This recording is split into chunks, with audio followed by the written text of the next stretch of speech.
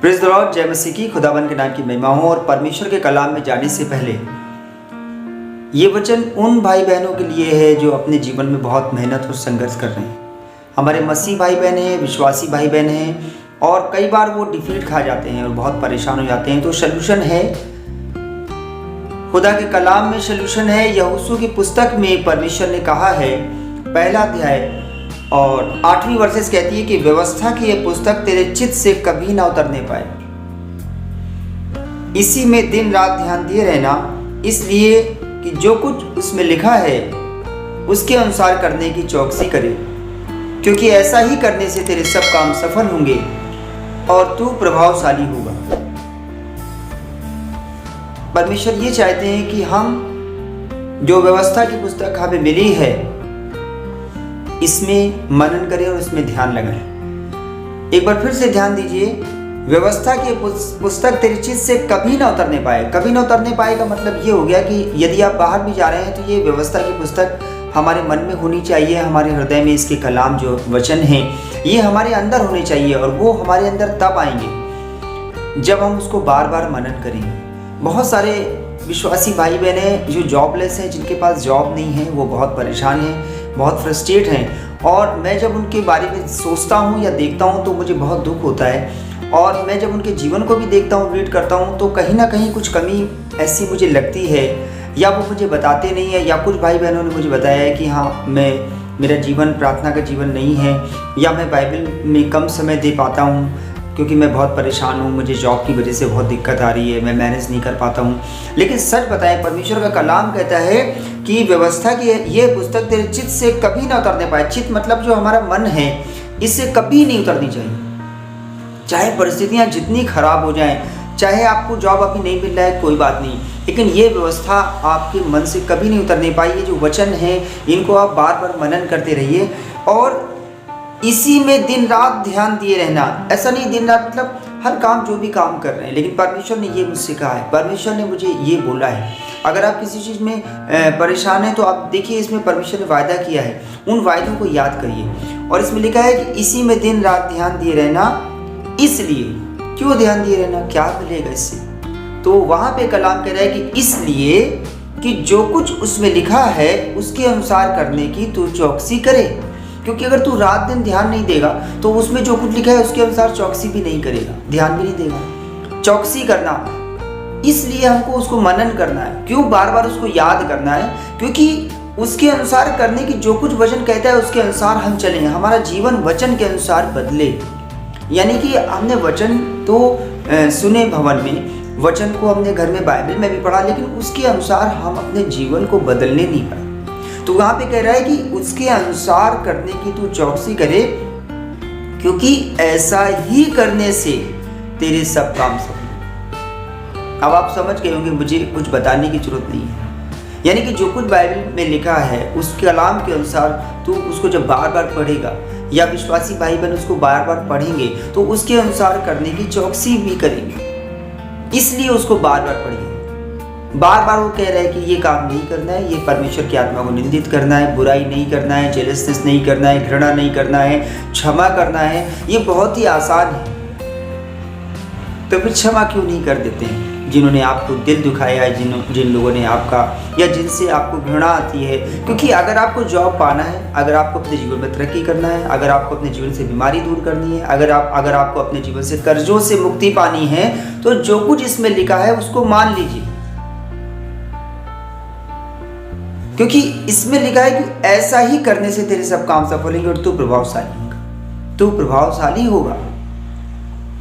9 versus कहती है, क्या मैंने तुझे आज्ञा नहीं दी? हियाव बांधकर दृढ़ हो जा, भय ना खा और तेरा मन कच्चा ना हो, क्योंकि जहां जहां तू जाएगा वहां तेरा परमेश्वर यहोवा तेरे संग रहेगा। अब परमेश्वर यहोवा हमारे संग कैसे रहेगा? जब हमारे काम भले होंगे, जब हमारी सोच अच्छी होगी, हमारे मन में कुविचार नहीं होंगे, हमारा हृदय निर्मल होगा, स्वच्छ होगा, तभी तो परमेश्वर हमारे साथ रहेगा। ये कलाम की बातें हमारे हृदय में रहने पाएंगी। ऐसा नहीं हो सकता है कि कलाम भी हो और दुष्टता की बातें भी हो।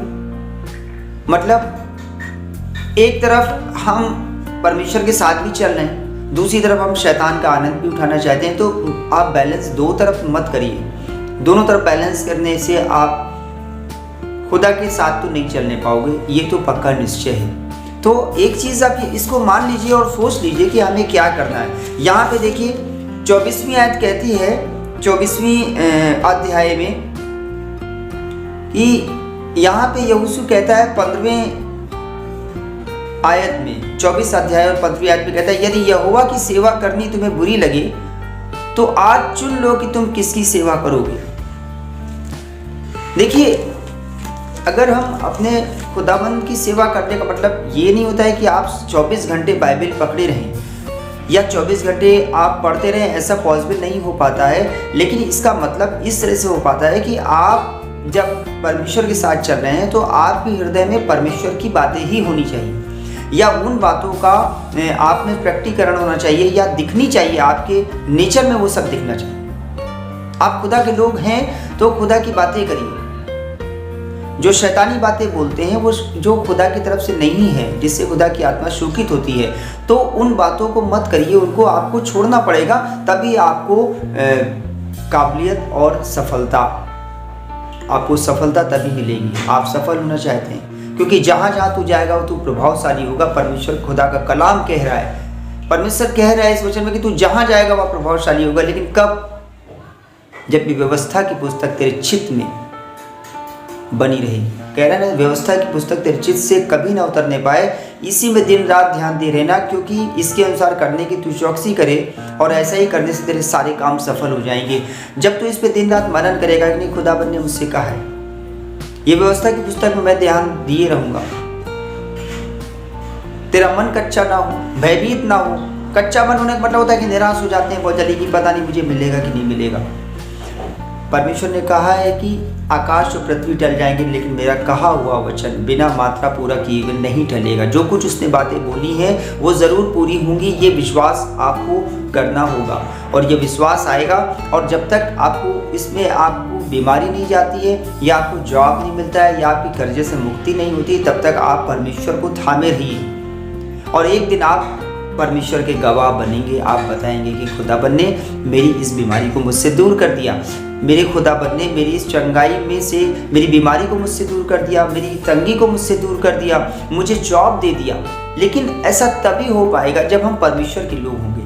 परमेश्वर से अगर कुछ मांगना है और हम कुछ प्राप्त करना चाहते हैं तो हमें परमेश्वर का बनना पड़ेगा। मेरा बेटा अगर मुझसे कुछ मांगता है तो वो मेरा है ना।